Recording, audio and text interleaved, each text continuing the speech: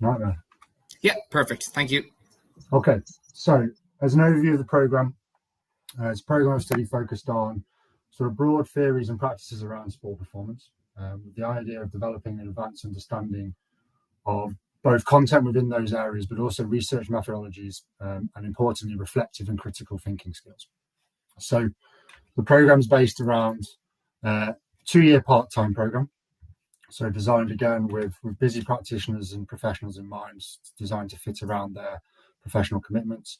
And therefore, there's a distance learning element to the program, with much of the content being delivered online via Zoom.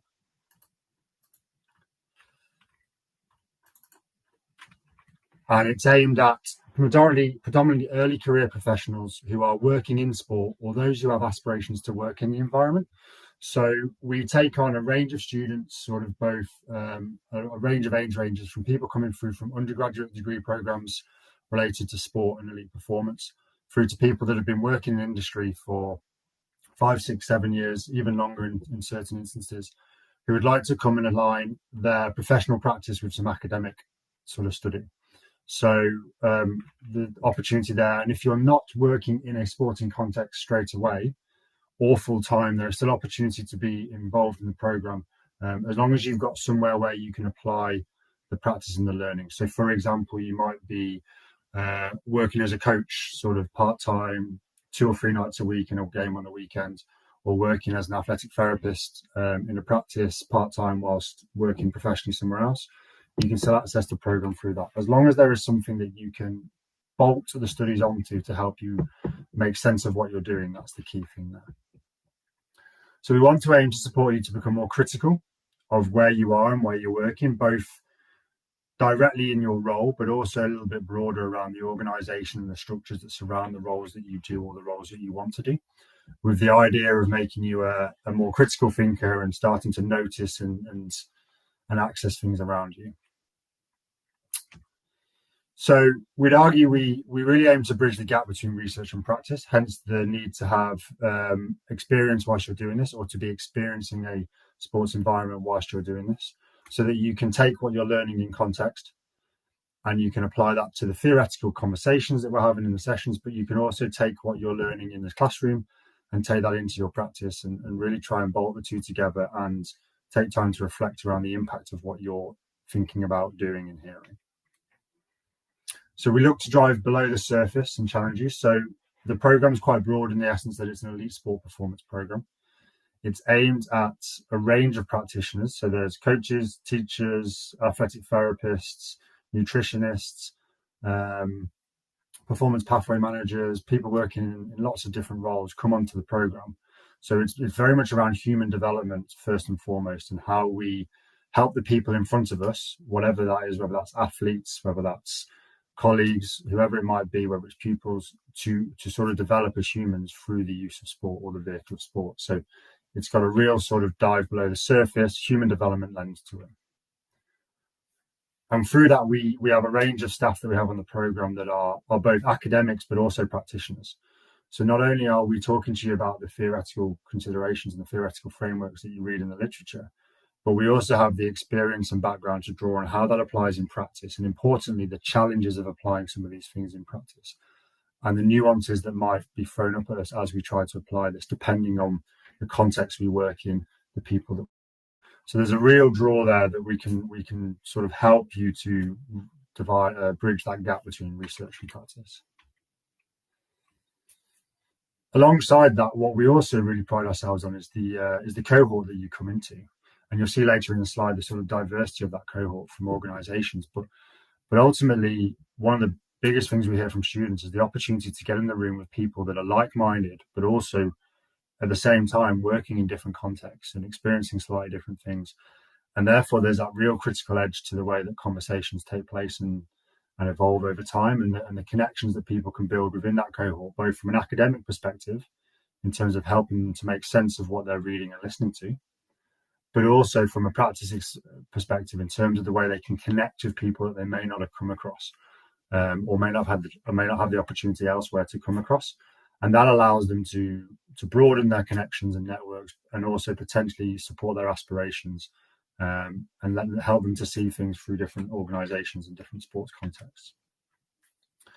So with that in mind, the course life that we really tried to create here is this idea around evidence-informed practice. And this idea that we can take and provide you with the best available evidence or the best available research in the areas that you'll be looking at across the modules. And we'll talk about those modules in a minute. But importantly, we take those and we combine those with two elements. A, your experience as a practitioner and your judgments. So we aim to A, develop those, but B, also utilize those in context so that you can start to think about, well, what am I bringing to this that allows me to utilize that evidence that I've got, or that research is available to me, or critique it. But then also, just as importantly, the context that you work in. And again, similar to Anya's message, when we say elite performance, we're talking quite broad there in terms of people that want to be elite performers within their context. So that can be school context, recreational context, a health context, an elite context, a talent context, you name it. There's a whole host of contexts that fit within the program. But importantly, one of the early parts of your sort of journey on the MSc is to unpack a little bit around what characterizes your context. So you can start to think about the type of people that you work with and their population characteristics, but also the context and what that brings in terms of the environmental characteristics of working in, say, a talent space or a recreational space, and how they differ. So typically students will come onto the program holding a position or a role in the promotion of sport performance or a related area. As I've said, that can be both full-time or part-time roles, voluntary if you're coming through from undergrad and haven't yet had that opportunity to experience that. But we want you to be able to, as I've said, to be able to bolt this onto something that you can really help to make sense of what we talk about with you. You'll have generally a level 8 qualification, so an undergraduate degree, and potentially professional qualifications in your domain. So that might be coaching awards, that might be therapy qualifications, that might be levels, etc. And at least a minimum of a 2-2 qualification. Now, as has been highlighted before, we do accept students through the recognition of prior learning process who may not meet those requirements in whole. So, for example, may not have a level 8 degree program, but may have significant professional experience and background and a host of professional qualifications and evidence of learning or evidence engaging with learning. As has been highlighted before, the best way to sort of navigate that is to get in contact with myself to discuss your specific circumstances and the specific outline of your profile, and we can go from there. So as I said, in terms of aspirations and opportunities, as you can see here, a lot of the students come in from a range of backgrounds, both within the Irish context and further afield. And that gives both opportunity for the richness of the program, but also the potential for progression. So we've had students in the past move from one organisation to another based on their engagement in the program and based on their connections in the program, but also the skills and knowledge that the program has given them to progress. And generally people will come in with sort of 3 different sort of aspirations. One is to get as good as they can at the job they do. And often that's sort of newer people have been in their role for maybe 12 to 18 months that are sort of embedding into the sports context. We have people that want to come in and they want to move sideways. So there may be a teacher who wants to become a coach developer. And they have used the program to help them explore coach development ideas and specific areas there and help them to think about how they can transfer knowledge from one space to another.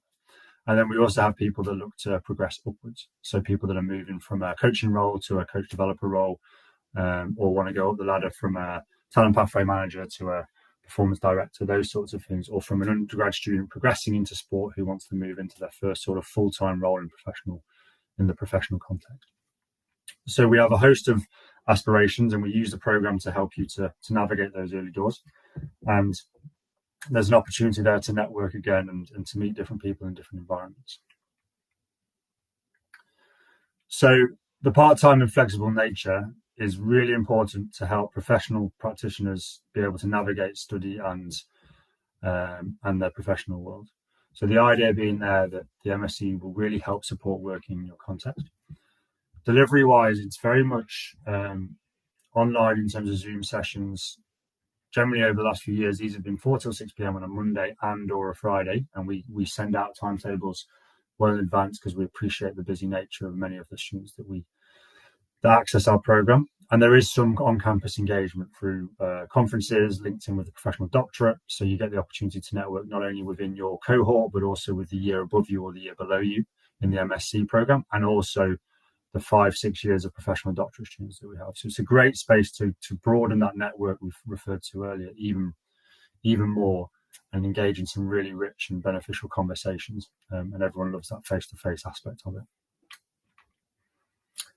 So generally the program is broken down into 8 modules. And the way that we do this with the MSc over the 2 years is to try as best as we can to reduce the congestion and the challenge of the complications of trying to combine the two together, your professional world and your academic world. So for example, the planning skills for sport professionals, which is where you'll develop a professional development plan to support your progress both within the MSc and beyond the MSc through the consideration of aspirational skill sets that you want to have. So for example, say find a job that you're interested in, and use a job specification or the professional standards to help you guide your self-assessment in that module. That's a 6-week block at the start that really gets you up and running, gets you thinking about the impact of the program, and gets you planning going forward, and also gets you a module under the belt after 6 to 8 weeks. That will go before you jump into the learning module, where you'll explore how we learn as individuals, so things like reflective practice, and making sense of complex situations and knowledge and learning in that aspect from our own perspective. And then in semester 2, you'll go and look at that through the lens of how other people learn, and how you can support learning environments to make them more sustainable and more impactful. So that will run across the year. Alongside your planning module in semester 1 of year 1, you'll do expertise, where you'll consider novice to expert development through practice and its impact on human development more broadly. So again, whether you're a teacher, whether you're an athletic therapist, whether you're a coach, all of these ideas that are explored in these modules are really relevant to your professional practice. And the key for you is just to go and apply it directly to your context. Semester 2, you'll look at decision making and how that influences your practice and the people that you work with. And there'll be frameworks in there to help you apply things to practice.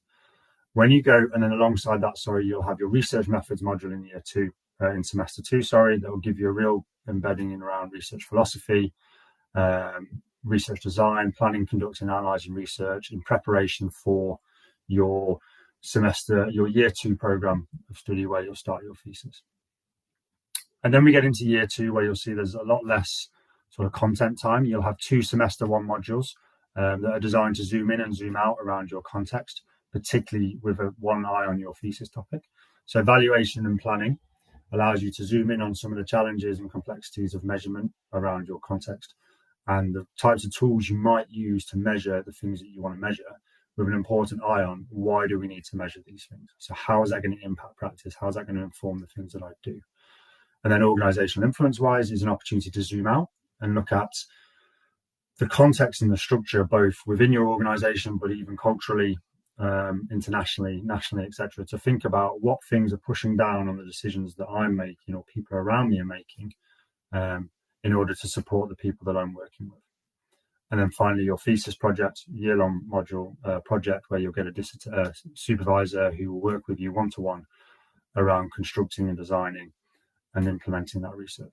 And ideally, that thesis program will look at something within your domain, something that you're interested or curious about, and something that hopefully can have an impact on your practice, or possibly in slightly broader practice around you. So delivery is in a couple of different forms. Synchronous delivery, teaching activities will be presentations, group work, student-led discussions, tutorials. We bring in a number of different guest speakers along the process to help sort of engage you in broader thinking and sort of diversify that area. And that tends to be delivered on Zoom. We also provide some asynchronous delivery. So there'll be some times where you're not required to be on call, but you'll be doing tasks that will be set to you either pre or post sessions. And for some modules, we even have asynchronous blocks where you're given tasks to go and engage with for a couple of weeks and then come back and report back on those as part of the practice. So again, trying to make sure that for busy professionals, there is an opportunity to navigate and balance your commitments. And then obviously independent study, with the opportunity to work with an assigned individual supervisor, particularly in year 2, to help you navigate that. So it's all continuous assessments. So there's no exams on this. They're designed to explore and critique your own practice and broader practice. So we'll often ask you to do stuff in practice and reflect back on that. And there's a mixture of these types of assessments in terms of presentations, written work, reports, discussions, etc. And we also have a couple of pass or fail modules early in the course just to get you into it and really highlight the feedback more than the grade so that you're using that feedback. They're particularly useful for people coming back into study after being away for a while. Okay. Applications via the online DCU student application portal. Apologies for the sound issues and any questions.